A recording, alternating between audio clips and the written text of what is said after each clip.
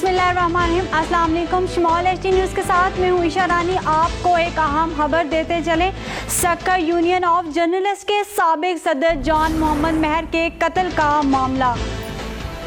IG Sindh ने DIG सक्कर की सरबराही में कमेटी तश्कील दे दी है, जिसमें एसएसपी सक्कर, डीएसपी और डीआईजी सक्कर शामिल होंगे। कमेटी कत्ल के महरक़ात की तफ्तीश करेगी कि ये कत्ल कैसे, किसने और क्यों किया गया। सिंध समेत पूरे पाकिस्तान की सहाफ़ी बरादरी ने इस सिलसिले में भरपूर एहतजाज रिकॉर्ड करवाया है और आईजी की कमेटी बनाने की भरपूर हमायत की है।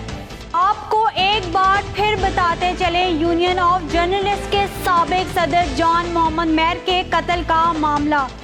आईजी सिंध ने डीआईजी सक्कर की सरबराही में कमेटी तश्कील दे दी है, जिसमें एसएसपी सक्कर, डीएसपी और डीआईजी सक्कर शामिल होंगे। कमेटी कत्ल के महरक़ात की तफ्तीश करेगी कि यह कत्ल कैसे, किसने और क्यों किया गया। सिंध समेत पूरे पाकिस्तान की सहाफ़ी बरादरी ने इस सिलसिले में भरपूर एहतजाज रिकॉर्ड करवाया है और आईजी की कमेटी बनाने की भरपूर हमायत की है।